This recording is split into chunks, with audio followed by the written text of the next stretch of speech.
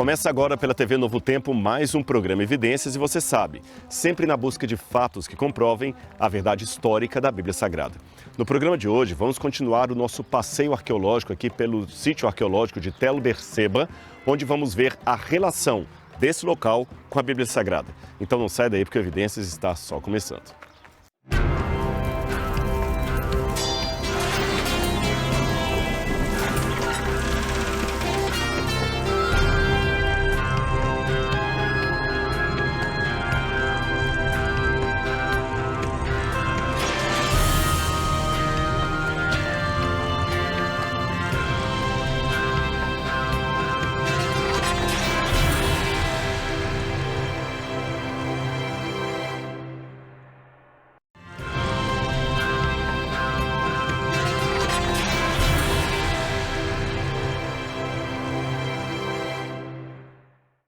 De volta com o programa Evidências, mas eu não vou entrar no assunto hoje sobre Tel Berseba antes de dar um presente para você e sua família. Eu estou falando do Guia de Estudos Evidências, feito com muito carinho para você pela equipe da TV Novo Tempo e é um presente dos Anjos da Esperança.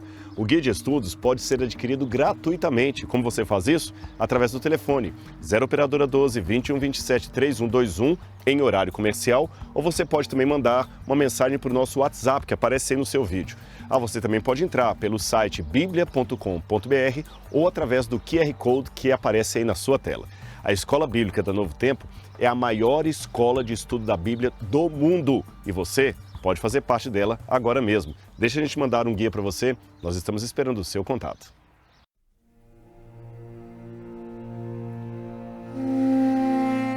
Se você se lembra, no último programa Evidências, nós estivemos com o arqueólogo Federico Cobrin, que nos explicou um pouco sobre as fortalezas no tempo do ferro, na Idade do Ferro, ou seja, na época da monarquia de Israel. E só para recapitular o que nós vimos ali, você aprendeu que as fortalezas ficavam situadas em pontos estratégicos nos limites do reino para interceptar eventuais invasões que viessem contra a capital. É por isso que a capital do reino geralmente ficava numa parte mais central em relação ao mapa, de modo que essas fortalezas que estavam distantes poderiam proteger a população local, poderiam proteger o rei que morava na capital.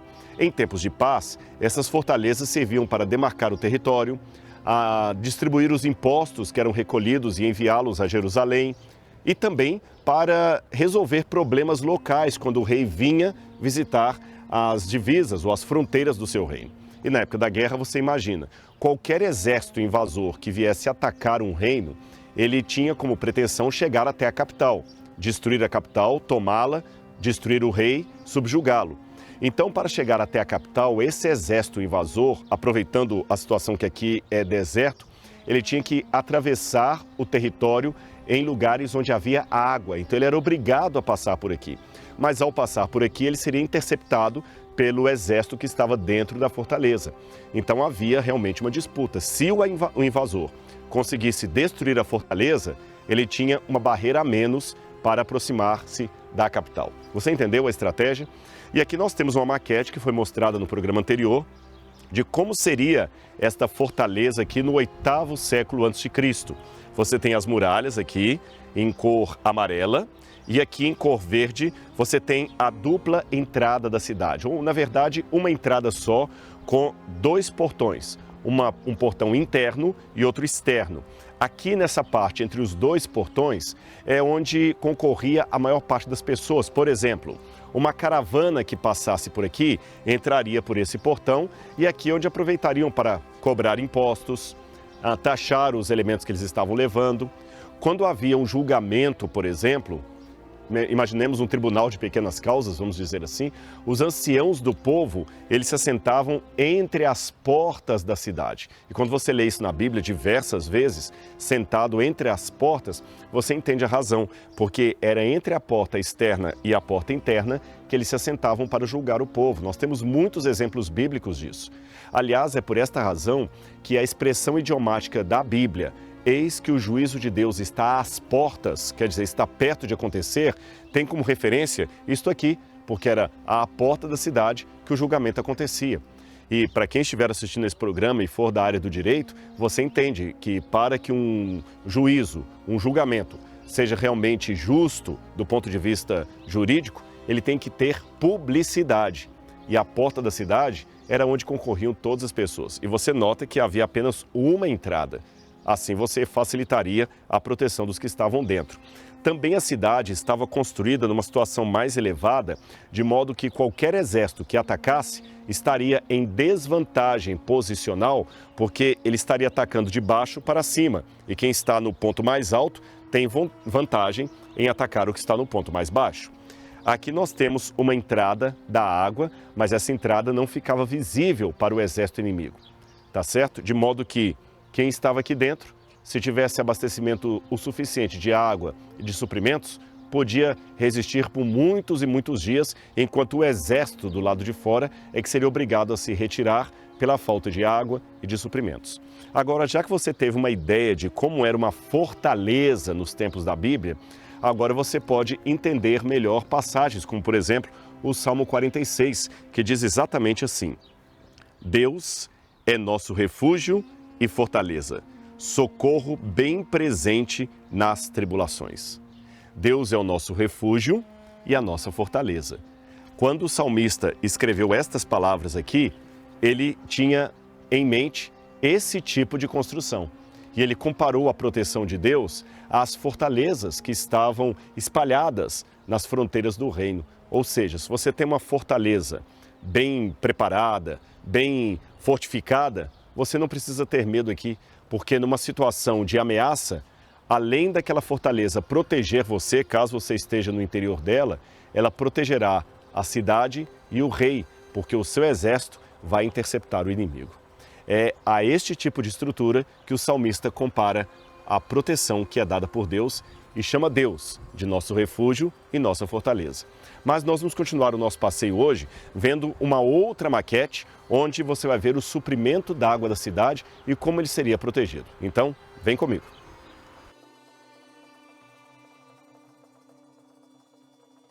O que você tem aqui é a miniatura do reservatório de água da cidade. Na outra maquete que nós vimos, ele está bem pequenininho ali, então eles ampliaram. É como se você tivesse agora uma lupa ampliando aquele setor da cidade para vermos esta miniatura aqui. Ou seja, estamos falando de um reservatório de água de 20 metros de profundidade, com capacidade para 700 metros cúbicos de água. Agora vamos saber mais detalhes sobre essa engenharia do passado através dos olhos da arqueologia local. Quero chamar mais uma vez Federico, que possa nos explicar aqui, através dessa maquete, como era protegida e armazenada a água para os moradores da cidade. Essa maquete nos mostra um ponto vital da cidade.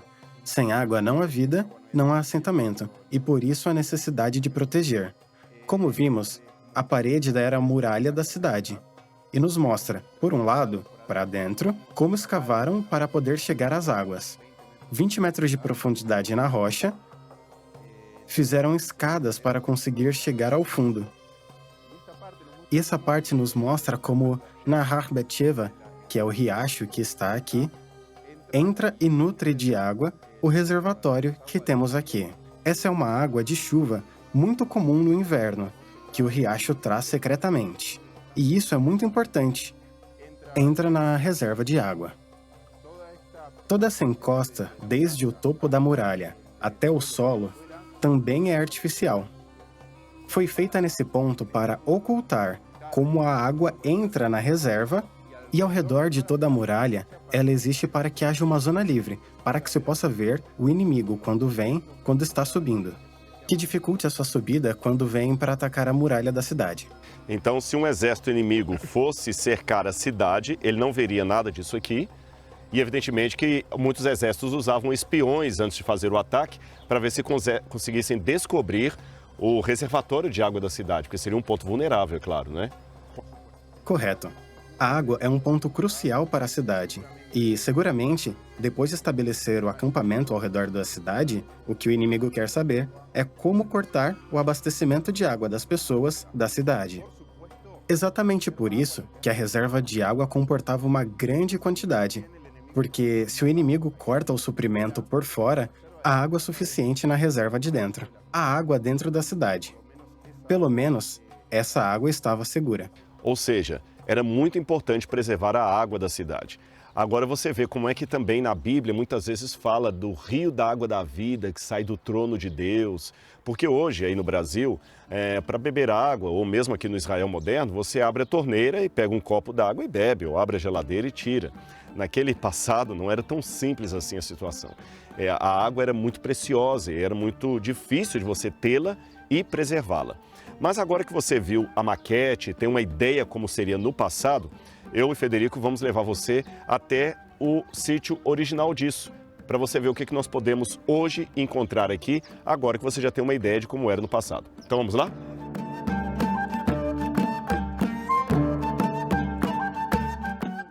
Rodrigo, como estávamos falando da reserva, esse é o ponto onde o rio Betsheva entrava por um meio desse duto até a reserva de água. Esse era um dos segredos da cidade. Quando você olha, parece apenas uma pequena abertura, insignificante, mas para a época era vital. Havia fluxo de água que chegava até a reserva e, no caso de uma emergência, que o inimigo não saiba. Esse era um local oculto. Agora é interessante que o rio Beersheba, que alimenta a cisterna aqui, o reservatório d'água, ele não é um rio que dura o ano inteiro, ele é um rio sazonal, correto? Correto. Esse é um tipo de rio que, aqui em Israel, nós chamamos de Nahar, que só tem fluxo de água na época do inverno com as chuvas. Ou seja, na época da guerra, eles tinham que guerrear numa época também que não tinha água do lado de fora, então também era um desafio para qualquer exército inimigo. Isso mesmo. E cuidavam dessa água que havia entrado durante o inverno, armazenavam na reserva e cuidavam dela durante todo o ano para as emergências. Muito interessante, você vê, não poderiam desperdiçar a água. Sabe, Burke certa vez escreveu algo que me chamou muita atenção. Ele disse, aqueles que negligenciam o conhecimento da história estão fadados a repeti-la. Ou seja, hoje o mundo também, de certa forma, está passando uma crise da água, nós estamos tendo problemas de abastecimento de água. Quem sabe não deveríamos aprender com a sabedoria dos antigos habitantes de cidades como Beersheba ou Beerseba, como armazenar e preservar, economizar a água que nós temos antes que seja tarde demais. Mas vamos conhecer agora então como seria a parte dali. Só lembrando para você que está em casa, isso aqui foi aberto pelos arqueólogos. Nos tempos antigos, na época em que aqui era uma fortaleza, o exército não via esse buraco aqui, tudo isso aqui ficava tapado. Na verdade, você tinha uma pequena elevação aqui artificial, feita pelos arquitetos da cidade para proteger a água. Então, nem isto aqui, nem o que está ali à frente, por onde vamos entrar agora, ficava visível de quem vinha por esta área. Em outras palavras, as muralhas da cidade estavam lá em cima. Então, toda essa parte aqui fora ficava oculta ao exército inimigo, ao quem vinha de fora para dentro, ele não via essa entrada da água. Tudo isso aqui ficava oculto por uma questão de segurança. Agora, para facilitar didaticamente a compreensão de como estava aqui, eles abriram esse buraco, viram que ali você tem o lugar para a água poder passar e mais à frente uma outra escada foi feita para que possamos ver o reservatório como se estivéssemos entrando nele de fora para dentro. Vamos lá então?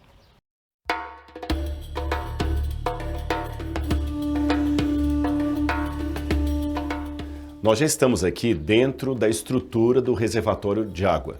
E como eu estava falando justamente com o Federico antes de entrarmos aqui, olha essa rocha. Eles costumam dizer que é uma rocha mais fácil de escavar porque ela é mais macia. Eu admiti para ele que isso não me convence, porque eu ainda acho muito dura para os tempos atuais. Mas eles escavavam isso. Você está vendo aqui uma escavação de 2.800 anos, quando os habitantes da cidade fizeram essa estrutura para ter acesso à água e preservar a sua água de maneira protegida em relação a qualquer ataque de fora. Então você vê que eu espero que esse programa ajude você a ter um pouco mais de valorização pela água que você bebe aí na sua casa. Mas queremos convidar você a conhecer esse reservatório d'água e ter uma noção como seria. Lembra, são 20 metros abaixo, mas você vai à frente e nós vamos logo atrás.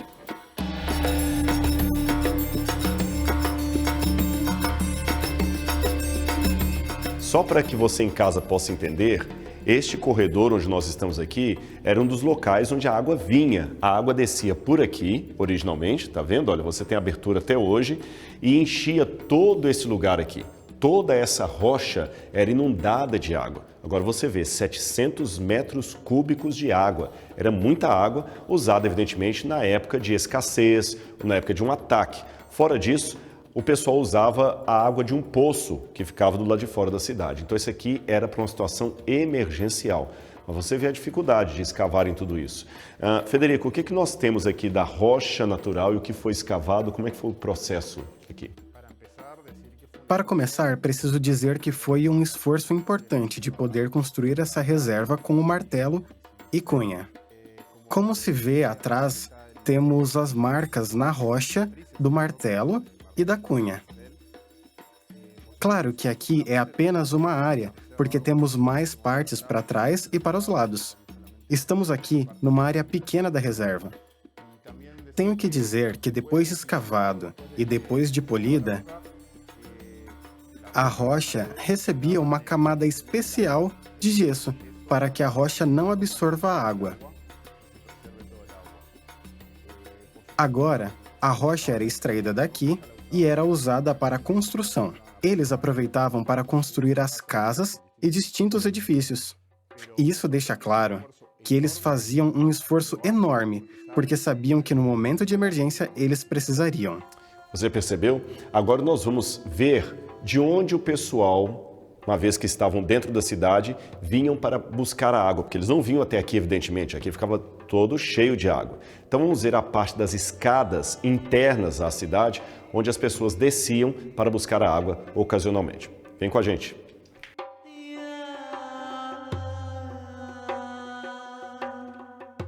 Aqui você pode ter uma ideia da dimensão dessa construção que fizeram aqui há 2.800 anos. Olha o tanto que as pessoas tinham que descer para buscar água na época de crise, na época de falta de abastecimento, quando eles tinham que pegar a água da reserva, a água da emergência.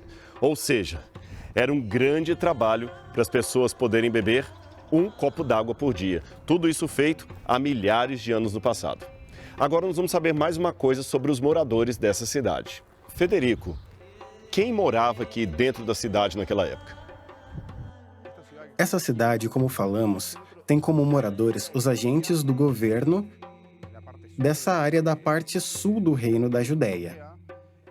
Dentro dessa cidade fortaleza administrativa, existia a elite dessa área. No entanto, a população é maior.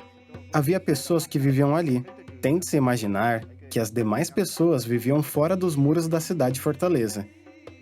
Pessoas de menores posses. E também temos que imaginar que vinham para cá um número muito grande de comerciantes que vinham da Arábia Saudita, da Jordânia e da costa se concentravam nesse local. Paravam para tomar água, para fazer comércio. Assim, temos que imaginar uma cidade muito maior do que vemos dentro das muralhas.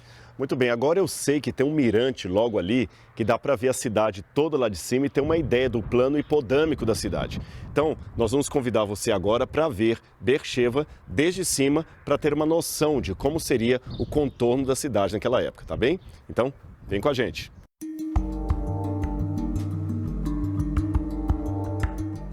Nós estamos agora num mirante que foi construído assim no centro do sítio arqueológico para que você tenha uma noção panorâmica de como era a cidade, ou como nós dizemos, um plano hipodâmico, como as casas estavam, as ruas e tudo mais. Porém, ao subir aqui tem algo que nos chama a atenção sobre o Israel moderno. Então vou abrir um parênteses aqui, já que estamos falando da antiguidade, vamos falar também do presente. Ali atrás você tem muitas coisas que remetem ao cenário bíblico. No Brasil é comum você ver num campo assim pastando uma vaca, um cavalo que alguém deixou. Aqui você tem camelos, vários camelos lá embaixo, percebe? Estão todos ali confortáveis, comendo o pouquinho de grama que tem ali. Aliás, esses camelos comendo essas gramas dão a ideia do que seria os pastos verdejantes do Salmo 23. Davi, quando andava com as suas ovelhas pelo território que hoje nós chamamos de Israel, os pastos verdejantes para onde ele levava as ovelhas não era aquele campo todo verdinho, como a gente imagina no Brasil, ou num desenho animado, ou numa fotografia com Photoshop, não, era desse jeito. Aí você entende por que o Salmo fala: o Senhor é meu pastor, de nada terei falta. Ele me faz repousar em pastos verdejantes. Ou seja, com Deus, até o que é escasso se torna bênção. Falando em escassez, Israel tem uma preocupação muito grande com a preservação da água, com o consumo da água, que vem desde os tempos antigos até hoje. Só para relembrar, o reservatório d'água fica bem ali de onde o pessoal está saindo nesse momento. Ali você tem o reservatório d'água protegido, ou seja, quem estava dentro da cidade iria buscar água ali. Isto em tempos de guerra ou de escassez, porque do lado de fora da cidade nós temos 2 poços. Agora, a incógnita, que a gente até conversou um pouco sobre ela durante o intervalo, é por que um poço do lado de fora da cidade? Por que não construíram um muro cobrindo aquele poço? Há várias ideias. Alguns pensam que o poço pode ser de uma datação posterior ao assentamento. Outros pensam que pode ser pelo fato de que muitas famílias moravam fora da cidade e o poço seria para, eventualmente, dar água para essas famílias. Mas aí vem outra pergunta, e num eventual ataque militar, esse poço estaria desguarnecido? São mistérios da arqueologia. Agora, aqui você tem o rio Beersheba, que tem o mesmo nome do sítio arqueológico, e já foi explicado pelo Frederico que esse rio é sazonal. Ele aparece mais na época do inverno, depois ele desaparece. Você tem um lençol freático, é claro, mas o rio ele é caudaloso, ou pelo menos dá água bastante na época do inverno. Aí eles têm que preservar a água. Agora, se você olhar bem ali à minha frente, você tem um lago artificial feito justamente com água reciclável, ou seja, ou reciclada, melhor dizendo. Uma água de banho, as pessoas tomaram banho, essa água vai para lá. E eles aproveitam essa água para irrigar a agricultura local. E logo atrás desse lago de água, um lago artificial, como eu falei, você tem placas para energia solar, placas solares. Você vê, Israel dá um significado muito mais importante para a palavra reciclagem, porque eles dependem disso. Afinal de contas, cerca de 63% do território israelense é constituído de desertos, como o Negev, onde nós estamos agora. Federico, fale com a gente um pouco dessa cultura israelense de preservar águas, recursos naturais. Como trabalha isso hoje em Israel? Como é a mentalidade de alguém vivendo aqui sobre essa temática? Há um incentivo muito grande tanto em reutilizar e reciclar a água que usamos. A água do esgoto reciclada para a agricultura, de forma que esse lago artificial não é uma novidade, pois há em quase todos os locais aqui. Cada assentamento que está perto de uma área de agricultura, você verá um. Está cheio deles. E, na verdade, é um esforço muito grande, porque você vai lembrar da reserva que vimos.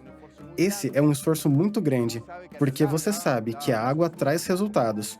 A questão da água, temos ouvido que há escassez de água em todo o mundo, então essa é uma cultura muito forte. Então, aproveitamos energia solar e renováveis. Israel investe muito em cada lugar também. Essa usina de energia solar que você vê não é uma exceção, e sim uma regra. Aqui está cheio delas. E hoje em dia, eles estão presentes em lugares em que não há uma grande necessidade. Como, por exemplo, nas rodovias, nos lugares em que há essas intersecções. Usamos para instalar esses painéis solares para aproveitar ao máximo da energia solar e do uso da água. Muito bem. E vamos agora então conhecer um pouquinho, vamos voltar, já que falamos do Israel moderno, vamos voltar então agora ao período do ferro, ao período em que essa cidade aqui estava no seu apogeu, na época da monarquia de Israel, e vamos agora ver o que nós estamos aqui contemplando. Conforme foi dito pelo Frederico, quem morava aqui dentro eram pessoas, membros da elite. As pessoas mais simples moravam do lado de fora da cidade. Aliás, tem uma passagem no Novo Testamento que tem relação com isso. Quando Jesus fez uma profecia e falou o seguinte: filhas de Jerusalém, não chorem por mim, chorem antes por vocês mesmas. Essa expressão filhas de Jerusalém, de acordo com o que nós temos na tradição do Talmud, filhas de Jerusalém referiam-se àquelas aldeias de Jerusalém que ficavam fora dos muros da cidade. Ou seja, num eventual ataque de um exército inimigo, as cidades que estavam do lado de fora, ou melhor, as aldeias que não estavam com muros, fazendas, eram os primeiros a serem atacados. Eles dependiam da misericórdia realmente do povo da cidade para abrir os portões e deixá-los entrar. mas se o ataque era iminente, talvez não dava tempo disso. Então quem estava lá fora era o primeiro a sofrer o ataque, caso não conseguisse alcançar a tempo o interior da cidade. Agora, uma vez que estavam aqui dentro, estavam teoricamente seguros, não é isso? Onde é que ficaria aqui os armazéns públicos para estocar? Que nós já vimos o estoque de água, que era ali, e o estoque de alimentos. Onde ficava? O estoque de alimento está nessa direção, perto dos portões. Porque nos portões é onde tem o fluxo de comerciantes, em tempos de paz, é claro. Chegam os comerciantes, fazem suas negociações. Esse é o lugar de administração da cidade, e ao lado dos portões ficavam os armazéns. O que eles guardavam? Que tipo de comida eles armazenavam? Guardavam, com toda certeza. O primeiro seria o trigo, pois era um ingrediente muito importante. Em Israel, o consumo da oliveira, tanto do azeite de oliva como também das próprias azeitonas, também é crucial. Todo esse tipo de alimentos eles guardavam. Também é importante entender que esses armazéns ajudam no comércio de forma geral, porque às vezes o que não tinham aqui se comprava de outros lugares, e havia esse intercâmbio dessas caravanas que vinham pelo deserto e levavam os produtos típicos dessa área e recebiam outros produtos. Quando Beersheba foi abandonada e não mais habitada? No final do século VIII, há um grande ataque do império daquela época, que é o Império Assírio. O reino da Judéia viveu uma espécie de reino vassalo e agora se rebela contra a Assíria. E eles não podem deixar isso acontecer. E vêm aqui para conquistar. Isso está relatado na Bíblia na época de Ezequias. O Império Assírio chega a essa área e começa a conquistar as cidades ao redor de Jerusalém. E isso causa um transtorno porque começam a faltar suprimentos e demais recursos para a capital. Essa é uma das imagens mais lembradas, que é a invasão de Laquis, que também é recordada numa parede decorativa no Palácio de Inverno, um palácio assírio, que o imperador manda fazer para recordar esse ataque. Então, Bet-sheva sofreu uma invasão, igual a de Laquis. Embora aqui é menos lembrada porque é um local menor, e seguramente era um local menor. Posteriormente, o mesmo se dá com Jerusalém, mas não é conquistada como diz a Bíblia. Como você vê, os impérios que os homens constroem, por mais sofisticados, luxuosos e imponentes que sejam, acabam virando poeira do passado.